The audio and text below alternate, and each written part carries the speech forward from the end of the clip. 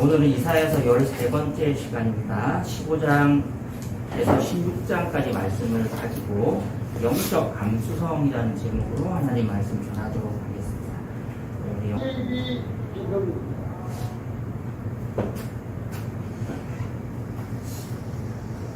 날씨가 너무 덥죠. 네. 어제 차 안에 앉았더니 차량 온도계가 40도를 딱 가리키던데 체감 온도 말고 제 눈으로 진짜 온도계가 40도를 처음 본 것 같습니다. 그래서 내릴 때 39도였습니다. 이 영상은 사실 약간 편파적인 영상입니다. 현재 이산화탄소 포집 기술의 최고 기술은 스위스와 캐나다 기업에 있다고 합니다. 우리나라 연구 기술은 아직 굉장히 초보적인 단계이고 5월 달에 일론 머스크가 이산화탄소 포집 기술 1등을 한 사람에게 총 상금 1억 달러를 걸고 기술 경진대회를 연 적이 있었습니다. 올해 5월 달에 우승자가 나왔거든요. 그 사람 5천만 달러 받아갔습니다. 우리나라 기업은 몇 팀이 있었느냐? 한 팀도 없었습니다. 기술이 안 되기 때문에. 이 뉴스만 보면 마치 우리나라 기업이 엄청난 기술을 발견해서 4개 중에서 이산화탄소만 골라서 공기를 정화시킬 수 있는 것처럼 영상은 나오지만 이미 외국의 여러 기업들이 이 기술에 독보적인 기술력을 가지고 많은 연구들을 하고 있다고 합니다. 2020년 9월에 국제에너지기구가 탄소를 줄이는 것 말고 이미 배출된 이산화탄소를 줄이는 그 퍼센테이지를 전체 이산화탄소 감축량의 15%까지 줄여야 한다라고 발표를 한 적이 있었는데 그로부터 2년이 지난 다음에 유엔에서는 아니다. 이산화탄소 포집 기술을 30에서 60%까지 늘려야 된다라고 발표를 하면서 작은 논쟁이 일어났습니다. 지구온난화, 혹독한 더위와 추위를 피해가기 위해서, 기후위기를 해결하기 위해서 인류에게 선택지가 두 가지가 있다. 첫 번째는 이산화탄소 배출 자체를 줄이는 것이다.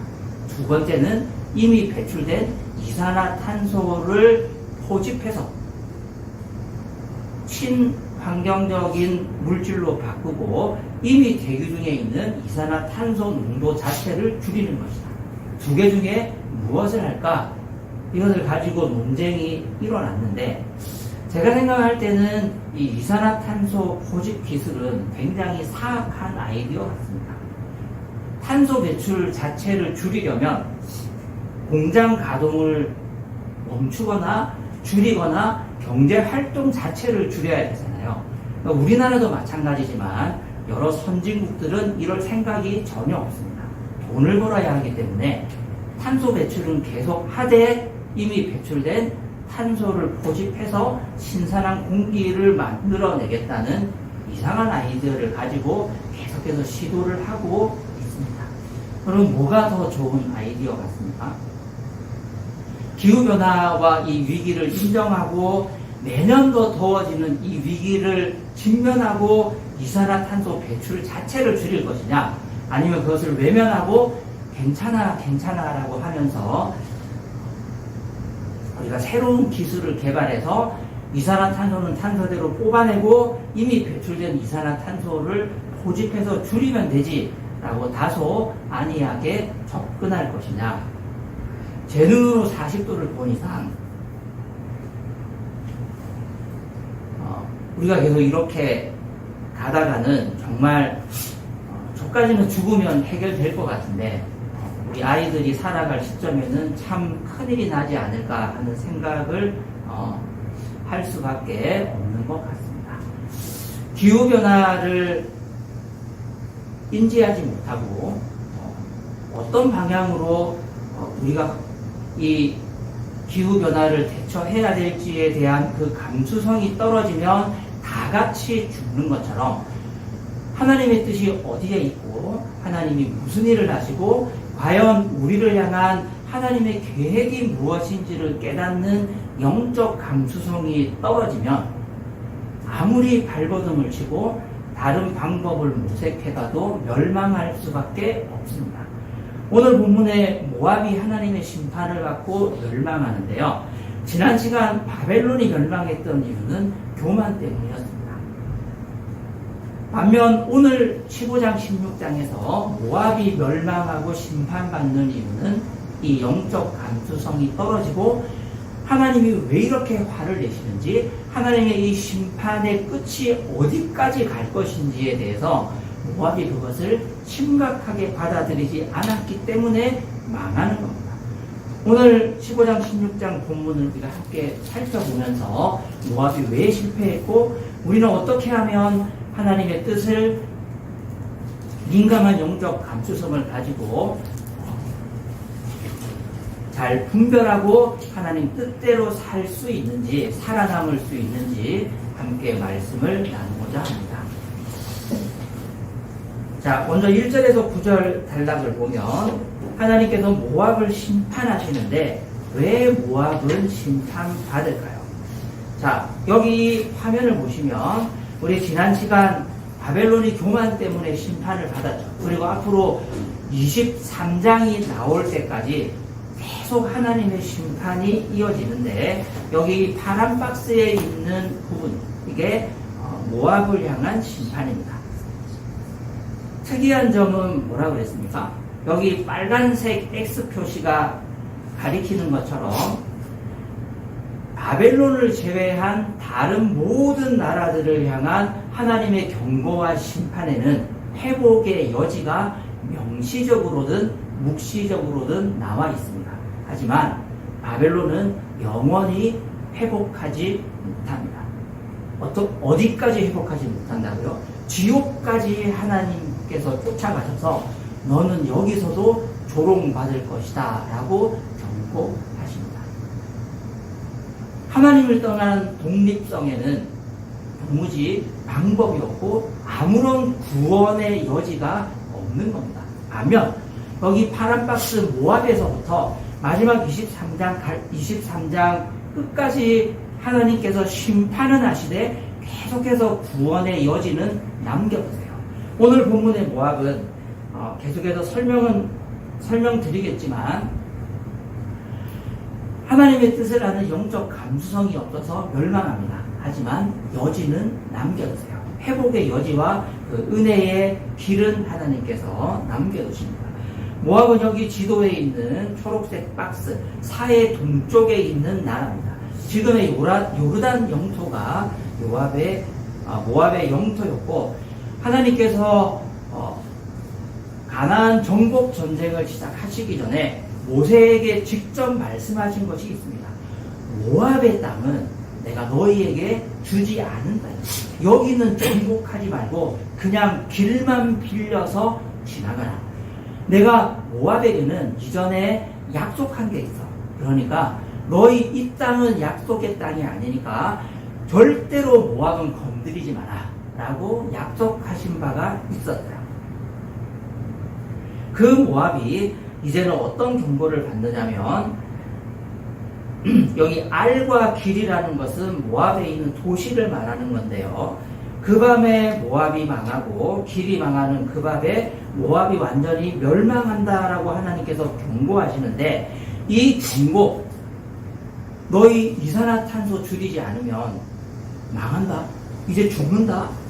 이제 지구가 농사가 문 닫을 수 있어. 이 경고에도 불구하고 또 다른 대안을 계속해서 우리가 찾아나가는 것처럼 모압이 하나님의 이 경고를 받았음에도 불구하고 어떤 아이디어를 떠올리느냐면 우리 7절 말씀 같이 한번 읽어보실까요? 시작. 그러므로 그들이 남겨놓은 것과 쌓아놓은 재물을 가지고 버드나무 개울을 건넌다. 모압이 하나님의 경고와 심판을 받고도 어떤 아이디어를 떠올리느냐면 남겨놓은 것과 쌓아놓은 재물이 있는데 이것을 바리바리 싸들고 버드나무 개울을 건너서 피하자라는 사악한 아이디어를 냅니다.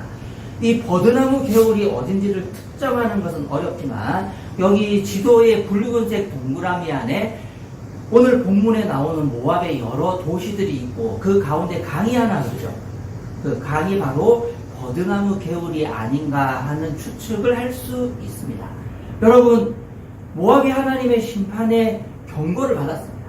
너희들 회개하지 않으면, 너희들 하나님의 뜻을 듣고 경고를 듣고 돌이키지 않으면 망한다라고 경고하셨음에도 불구하고 이 사람들은 어떻게 생각을 해요? 야, 아직 남겨놓은 것이 있고 쌓아놓은 재물이 있다. 우리가 은행에만 돈이 있는 게 아니고 비트코인도 있다. 우리 이거 다 바리바리 싸들고 하나님의 심판에 칼이 닿지 않는 버드나무 개울을 건너서 몸을 숨기고 이 소나기가 지나갈 때까지 바짝 엎드려서 살아남자 하는 아이디어를 낸 거예요. 그러자 하나님께서 어떻게 말씀하시냐면 9절 말씀 같이 한번 읽어보실까요? 시작. 내가 또 다른 재앙 하나를 더 내리겠다. 모압에서 도피한 자들과 그 땅에 남은 자들에게서 사자를 보내서 그들을 찢게 하겠다. 하나님이 또 다른 재앙 하나를 더 내리고 버드나무 개울을 건너서 남은 것과 쌓아놓은 재산을 가지고 회개하지 않고 도망을 가? 또 다른 재앙 하나 내가 더 준비했다. 모압에서 도피한 자들과 그 땅에 남은 자들에게 라이언을 말하는 겁니다. 사자를 보내서 다 찢어 발기고 완전히 회복할 수 없도록 초토화시키겠다라고 경고하셨습니다. 하나님은 끝까지 심판하시고 너희들이 피난처라고 생각했던 그것까지 다 무너뜨리겠다고 경고하시고 심판하십니다. 모압은 하나님의 경고를 가볍게 생각했습니다. 모압은 하나님의 심판이 남아있는 재산을 가지고 개울을 건너서 몸을 숨기기만 하면 안전할 수 있을 거라고 착각했습니다. 하나님의 진노와 하나님의 심판이 얼마나 엄중한 것인지를 이들은 미처 다 깨닫지 못하고 하나님의 마음을 헤아리지 못했기 때문에 또 다른 재앙과 심판 하나를 받고 완전한 멸망의 경고를 받았습니다. 영적 감수성이 없고 하나님의 마음을 온전히 헤아리지 못하고 그분의 경고를 알아듣는 귀가 없으면 모압처럼 한 대 맞고 끝날 것을 완전히 얻을 때까지 두들겨 맞는 겁니다. 학생 여러분, 시험을 못 쳤을 때 부모님의 꾸지람으로부터 벗어날 수 있는 가장 빠른 방법이 뭔지 아십니까? 어머니, 제가 죽을 죄를 졌습니다. 저 같은 것은 죽어도 쌉니다 하고 먼저 웃는 거예요. 그러면 넘어갑니다. 제가 한번 해본 적이 있어요. 괜찮더라고요. 불효자를 죽여주시옵소서. 먼저 바짝 엎드리면 부모님 화가 이만큼 났더라도 거기다가 뭐라고 못하시거든요. 가볍게 넘어갈 수 있습니다. 여러분, 뭔가를 잘못했을 때 하나님이 경고를 하실 때 너 이거 빨리 돌이켜라, 너 이거 이만할 때 그만둬라 라고 경고할 때 그때 돌이킬 수 있는 것이 바로 영적 감수성이 살아있는 거예요. 하지만 모압은 그 하나님의 마음과 하나님의 뜻을 알아채는 감수성이 떨어졌기 때문에 멸망의 길로 치닫고 있는 겁니다. 자, 그럼 어떻게 해야 우리가 하나님의 마음을 제대로 알고 그 영적 감수성을 계속 유지할 수 있을까요? 성경에 굉장히 좋은 예가 있는데 바로 다니엘입니다. 사자굴에 들어갔다 나오면 될까요? 우리는 그러면 죽어요. 그것보다 더 좋은 방법이 있습니다. 우리도 할 수 있는 방법이 있어요. 자, 다니엘서 9장 2절을 보시면 그가 통치한 첫 해에 나 다니엘은 거룩한 책들을 공부하면서 주님께서 예레미야 예언자에게 하신 말씀, 곧 예루살렘이 70년 동안 황폐한 상태로 있을 것을 생각하여 보았다. 이거 돈이 안 들어요. 그리고 위험하지도 않습니다. 얼마나 좋은 방법입니다. 우리가 어떻게 하면 하나님의 마음과 하나님께서 계획하신 일들을 알 수 있다고요? 주님께서 예레미야 예언자에게 하신 말씀, 예루살렘이 70년 동안 황폐한 상태로 있는 것을 생각해보고 거룩한 책들을 공부하면서 하나님의 계획과 마음을 알아가는 거예요. 좋은 방법이죠. 성경 공부하면 됩니까? 다니엘은 여기에서 그치지 않았어요. 3절을 보시면 응답을 들으려고 나는 금식을 하면서 점점 안 좋아하는 게 나오기 시작하죠. 베옷을 걸치고 죄를 깔고 앉아서 하나님께 기도를 드리면서 간구하는 겁니다. 하나님, 내가 예레미야 선지자의 책을 공부하고 묵상하고 생각해보니까 70년 만에 우리를 되돌리신다는 기록이 있던데 이거 진짜입니까? 이거 어떻게 적용되는 거죠? 하나님, 우리가 이것을 어떤 징조를 보고 깨달을 수 있겠습니까? 너무 큰 충격을 받아서 금식을 하고 응답을 듣기 위해서 배를 걸치고 죄를 깔고 앉아 기도를 드리면서 간절하게 하나님 앞에 매달립니다. 우리가 하나님의 말씀을 듣고 읽고 공부하고 묵상하면서 마음에 부딪히는 것들이 있잖아요. 그때 우리가 어떻게 어디까지 반응하는 게 제일 싸게 먹히죠? 은혜 받았다. 마음에 감동이 있다. 마음에 너무 와닿는 게 있어. 여기까지 굉장히 나이스한 거야. 근데 보통 3절까지 잘 가지 않죠. 오늘 7월 27일에 설교를 들었는데 마음에 너무 은혜가 있었어. 나 28일에 금식한다. 그런 게 어디 있습니까? 복날에 닭 먹으러 가야 되는데. 우리가 여기 3절까지는 가지 않는 경우가 굉장히 많이 있습니다. 근데 다니엘은요, 하나님의 마음을 알고 하나님의 미래의 계획을 깨닫고 그것을 진짜 적용하고 하나님의 일이 구체적으로 어떻게 진행되는지 그 영적 감수성을 키우기 위해서 굶어버리는 거예요. 그리고 간절히 하나님 앞에 엎드려서 기도하면서 하나님께서 일하시는 것들을 깨닫게 해달라고 매달리는 겁니다. 어떻게 된 줄 아십니까? 어떻게 됐을까요? 사자굴에 한번 더 들어간 게 아니고 22절 말씀 같이 한번 읽어보겠습니다. 시작. 그가 나에게 와서 설명해 주었다. 다니엘아, 내가 이제 너에게 지혜와 통찰력을 주려고 한다. 하나님께서 천사를 보내어서 다니엘의 간절한 기도에 응답해 주십니다. 그 응답이 뭐냐면 내가 이제 너에게 지혜와 통찰력을 주겠다라고 약속하셨습니다. 다니엘서에 많은 기적이 있고 직접적인 하나님의 계획이 있고 하나님께서 사자 아가리를 다물게 하신 그 놀라운 직접적인 개입도 있어요. 하지만 다니엘이 깨달았던 하나님의 마음을 아는 하나님의 미래의 계획을 아는 영적 감수성의 최고봉은 저는 9장이라고 믿습니다. 하나님의 책을 누구나 알 수 있잖아요. 사자굴에 들어가실 분 계세요? 네? 왕이 산에 진미를 주고 여러 가지 좋은 음식을 주는데 저는 그것들을 다 거부하고 금식하면서 내 얼굴이 더 빛나게 될 것이라고 사장님 앞에서 공약 걸 수 있습니까? 그거 너무 위험하잖아요. 근데 다니엘서 9장은요 누구나 할 수 있어요. 하나님의 책을 읽다가 공부하다가 하나님의 뜻을 깨닫게 되고 그것에 마음에 감동이 있어서 금식하면서 간절하게 하나님 앞에 이 계획이 어떻게 성취될지 깨닫게 해달라고 매어 달리고 기도하는 것. 이거 다 할 수 있잖아요. 그럴 때 하나님께서 우리를 어떻게 다루신다고요? 지혜와 통찰력을 주고 미래에 하나님께서 하실 그 일을 깨달을 수 있는 마음을 주시는 거예요. 이게 뭐예요? 영적 감수성입니다. 하나님께서 우리 가운데 하시고자 하는 일들이 있어요. 하나님께서 모압에 경고하신 것이 있어요. 야, 너희 죽는다. 회개해라. 그때 모압은 하나님이 어떤 분이신지 알지 못했습니다. 그래서 자기들이 할 수 있는 바 남아있는 재산을 가지고 도망가는 것을 선택했고 완전히 멸망했습니다. 하나님께서 우리 삶에 무슨 일을 하실까요? 하나님께서 우리 인생에 어떤 계획을 갖고 계실까요? 그 하나님의 마음을 알고 하나님의 계획을 깨닫고 주님께서 주시는 기도의 응답으로 지혜와 통찰력을 갖고 하나님 마음을 기쁘시게 하면서 살 수 있는 우리가 될 수 있기를 간절히 바랍니다. 이것이 어렵습니까? 사자굴에 들어가는 것보다는 쉽지 않겠어요.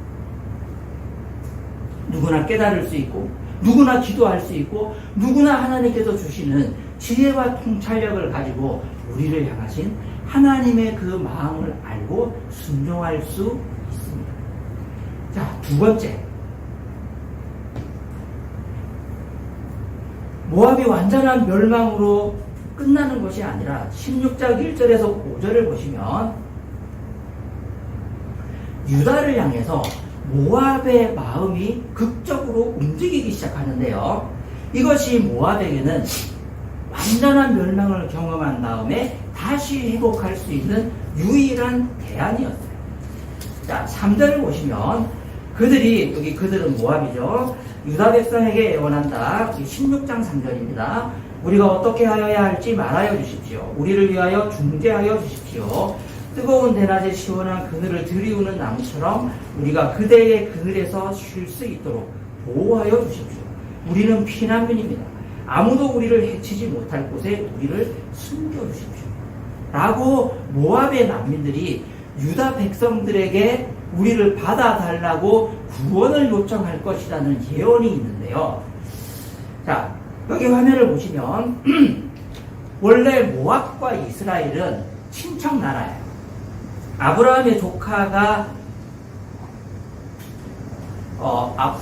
조카가 롯인데요. 이 롯이 자기의 큰딸과 제가 방금 교배라고 할 뻔했는데 자기의 큰딸과 근친상간으로 낳은 민족이 어디냐면 바로 모압 민족. 둘째 딸과 근친상간에서 낳은 민족은 암몬이거든요. 근데 어쨌든 이 롯의 첫째 딸과 근친상간으로 낳은 그 자손의 후손들이 모압이에요. 그래서 롯이 아브라함의 조카였기 때문에 이스라엘과 사실 모압은 먼 나라도 아니고 혈연적인 관계가 없는 나라도 아닌 굉장히 친밀할 수 있는 나라였습니다. 심지어 하나님께서 약속의 땅을 주실 때, 야, 내가 롯에게 약속한 땅이다. 너 요단강 동쪽에 그 땅을 건드리지 마라. 하나님께서 보장해 주시기까지 했던 땅이었어요. 그런데 이 두 나라가 사이가 좋았겠습니까? 나빴겠습니까? 우리가 일본하고 사이 안 좋잖아요. 우리가 중국도 굉장히 싫어하잖아요. 원래 가까운 나라치고 사이 좋은 나라가 없습니다. 부부니까 사이가 안 좋은 거예요, 여러분. 네? 옆집 아줌마하고는 사이가 좋습니다. 이게 오해하지 마십시오. 우리가 굉장히 예의를 지키면서 아랫집 아저씨하고는 사이좋게 지낼 수 있어요. 하지만 같은 집에 사는 아저씨하고는 정말 안 싸우고 살기가 힘들다니까요. 마찬가지입니다. 모압과 이스라엘은 그러니까 사촌 나라였고 멀게는 피가 섞이기까지 했던 나라였음에도 불구하고 역사적으로 굉장히 좋지 않은 다툼들이 많이 있었다. 모압 출신 중에 유일하게 신앙이 있는 사람으로 구약에 기록되어 있는 사람이 있는데 그 사람이 룻이에요. 이거 헷갈리죠? 롯은 남자고요. 룻은 우먼이니까 여자예요. 기가 막히지 않습니까, 여러분? 룻인데요. 이 룻이 다윗의 증조 할머니가 되잖아요. 구약에서 유일하게 신앙이 있는 모압 사람, 룻. 그 여자 딱 한 명 나오고 나머지는 다 신앙이 없어요. 심지어 모압의 왕 발락은요, 모압의 왕 발락은 발람이라는 점술사를 불러서 이스라엘을 가나안 정복 전쟁을 하기 전에 저주하기까지 했습니다. 그리고 가나안에 들어가서도 사사시대 18년간 모압왕 에글론은 이스라엘을 굉장히 괴롭혔고 왼손잡이 사사 에웃에 의해서 암살당할 때까지 무지막지하게 못살게 굴었습니다. 이후에도 틈만 나면 서로를 인정하지 않고 싸웠던 나라가 바로 모압이었어요. 그런데 그 모압이 어떻게 한다고요? 이렇게 변하는 거예요. 우리를 살려주십시오. 우리는 난민입니다. 우리는 갈 데가 없습니다. 이글거리는 태양빛 아래서 쪼죽게 생겼으니 우리에게 시원한 그늘을 들이우는 나무처럼 우리가 그대의 그늘에서 쉴 수 있도록 제발 우리에게 피난처를 제공해 주십시오 라고 이스라엘에게 가서 싹싹 빈다고 예언되어 있습니다. 이게 언제 성취됐습니까? 성취된 바 없습니다. 실제로 역사적으로 이런 일들이 일어난 것은 아니지만 역사적으로 그렇게 서로 미워하고 서로 시기하고 질투했던 그 나라가 이스라엘 사람들에게 찾아와서 우리 난민들을 구원해 주시고 대낮에 시원한 그늘을 들이우는 나무처럼 우리가 그대의 그늘에서 쉴 수 있도록 보호해 달라는 간청을 할 만큼 어마어마한 변화가 일어날 것이라는 이 예언을 하나님께서 주신 거예요. 그럼 이것은 언제 성취되느냐? 역사적으로 이런 일들이 일어나지는 않았지만 결국은 이스라엘을 향한 메시아적 그 구원에 의해서 모든 나라가 하나님의 그 메시아 언약과 다윗의 후손 예수 그리스도를 통한 그 복음의 그늘 아래 들어옴으로써 궁극적으로 이사야 16장 3절의 이 예언은 성취되는 겁니다. 우리를 향한 하나님의 계획이 있습니다. 우리를 향한 하나님의 뜻이 있어요. 그것은 아주 폭넓게 봤을 때 우리를 향한 하나님의 뜻은 무엇일까요? 모든 사람들을 구원하는 거 아닙니까? 모든 사람들에게 할 수 있는 대로 복음을 전해서 그 사람들이 하나님의 백성이 되는 거예요. 그러면 우리를 제외한 하나님을 두려워하고 하나님을 예배하는 그리스도인들을 제외한 그 사람들이 우리를 존경합니까, 여러분? 나도 너처럼 되고 싶어. 나도 너처럼 일요일 낮 11시에 37도인데 땀 뻘뻘 흘리면서 교회 가고 싶어. 나도 너처럼 되게 해줘. 그렇게 생각하나요? 전혀 그렇지 않잖아요. 아직도 교회 다녀. 아직도 예수. 돈이 나오냐, 밥이 나오냐, 뭐가 나오냐. 다 그렇게 생각합니다. 우리만 몰라요. 사람들이 굉장히 우리를 가짱케 여긴다니까요. 원래 그런 거예요. 이것은요, 이 지상에서는 절대로 성취되지 않을 겁니다. 모압이 이스라엘을 향해서도 이렇게 말한 적이 한 번도 없었고요. 사람들이 우리를 향해서도 뜨거운 대낮의 그 햇빛을 내가 너의 그늘 아래 가서 쉴 수 있도록 너의 지혜와 대안을 우리에게 빌려줘. 그렇게 절대로 말하지 않을 겁니다. 우리를 향한 하나님의 뜻은요, 언제 성취될지 알 수 없는 먼 미래에 이를 수도 있고 내일에 이를 수도 있고 그 때와 방법은 우리가 예측할 수 없지만 분명한 것 한 가지, 우리의 마음속에 하나님께서 말씀하신 이 예언의 말씀이 궁극적으로는 어떤 형태로든지 성취될 것을 믿는 믿음입니다. 그러면 마지막으로 6절에서 14절에 우리를 향한 하나님의 마음은 무엇이냐? 자, 6절에서 14절 요 단락을 보면 마치 1절에서 5절에 유다를 향한 모압의 마음에 유다가 닭가를 하듯이 모압을 향한 유다의 마음이 어떤 마음인지가 나오는데요. 대표적으로 11절을 보시면 모압을 생각하니 나의 심장이 수금줄이 튀듯 떨리고 길라렛을 생각하니 나의 창자가 뒤틀린다. 제가 6절에서 14절 단락을 여러 번 읽어봤는데요.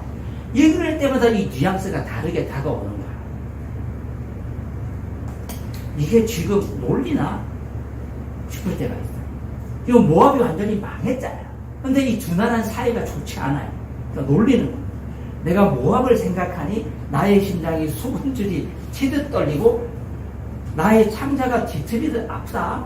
이런 식으로 빈정거리고 모욕하는 그런 뉘앙스로 느껴질 때도 있고 또 한 번 더 읽으면 진짜 슬퍼합니다.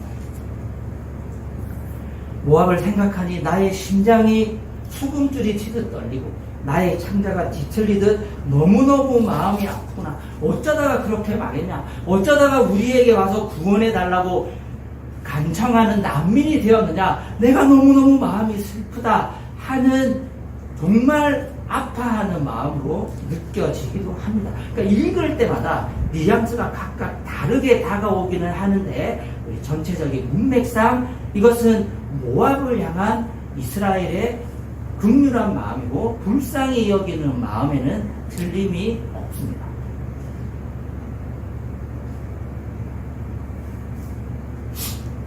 이 마음은 모압을 향한 하나님의 마음을 대변합니다.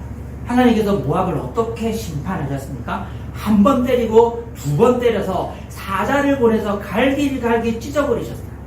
완전히 초토화시켰어요. 그럼에도 불구하고 그 찢겨버린 모압을 볼 때 하나님의 마음이 어땠다고요? 속이 시원하다 이렇게 생각하신 게 아니고 굉장히 마음 아파하셨습니다. 너희들에게 다시 한번 기회를 준다. 이스라엘에게 가서 싹싹 빌어라. 이스라엘을 향한 나의 언약의 약속 밑에 가서 너희들이 싹싹 빌면 그 언약의 품 안에 내가 다시 한번 너희를 품어주고 용서해서 되돌이킬 수 있는 자비와 긍휼을 아끼지 않겠다. 내가 모압을 생각만 하면 내 마음이 아프다. 내가 너희를 생각만 하면 나의 창자가 뒤틀릴 만큼 하나님 자신의 마음이 너무너무 아프다고 말씀하십니다. 이것이 모압을 향한 이 세상을 향한 하나님의 진실된 마음이었습니다. 하나님은 이 세상을 사랑하십니다. 하나님은 이 세상의 심판과 공의를 베푸시되 동시에 심판받고 고통받는 모든 사람들을 품고 사랑하고 아끼십니다. 니느웨 성이 언제 멸망하는지 지켜보려고 그늘에 앉아서 니느웨 성의 멸망을 기다리는 요나에게 하나님께서 뭐라고 말씀하셨습니까? 하부세에 태양이 높이 떠오르자 그늘을 들이우던 식물이 말라 죽잖아요. 요나가 막 하나님께 따졌습니다. 아니 내가 이 뜨거운 태양빛에 어떻게 버티라고 이걸 말라 죽게 하십니까? 요나가 하나님께 불평을 하자 하나님께서 뭐라고 하셨어요? 야 너는 식물도 아끼잖아. 내가 이 큰 성읍 니느웨에 있는 그 수많은 영혼을 아끼고 사랑하는 것이 당연하지 않냐? 이 싸가지 없는 거. 하나님 그렇게 말씀하셨잖아요. 하나님이 이 세상을 사랑하십니다. 하나님께서 이 세상에 지금도 죄와 타락으로 인해서 고통받고 하나님 없이 사는 모든 사람들에게 진노하고 계시는 것은 분명합니다. 하지만 동시에 그 하나님께서 그 사람들을 사랑하세요. 하나님께서 그 사람들을 향해서 진노하고 심판하실 때마다 하나님의 심장이 떨리고 하나님의 창자가 뒤틀릴 만큼 아픈 거예요. 우리의 심장도 같이 떨리고 우리의 창자도 같이 아플 수 있기를 바랍니다. 이것이 우리가 갖기를 원하는 영적 감수성입니다. 이 시대를 향한 하나님의 마음을 분별하고 깨닫는 우리가 이 시대의 대안입니다. 교회만이 이 시대의 유일한 대안이고 복음만이 심판받고 있는 이 사람들을 구원할 수 있는 유일한 방법입니다. 하나님이 이 세상을 사랑하시는 것을 깨닫는 것만큼 우리도 그 사람들을 품을 수 있습니다. 하나님께서 이 세상을 아끼고 사랑하시고 마음 아파하시는 그 감수성을 우리가 품는 것만큼 우리가 복음을 전할 수 있고 우리가 그들을 품을 수 있고 우리가 그들에게 진정한 그늘을 제공할 수 있는 대안이 될 수 있으리라고 믿습니다.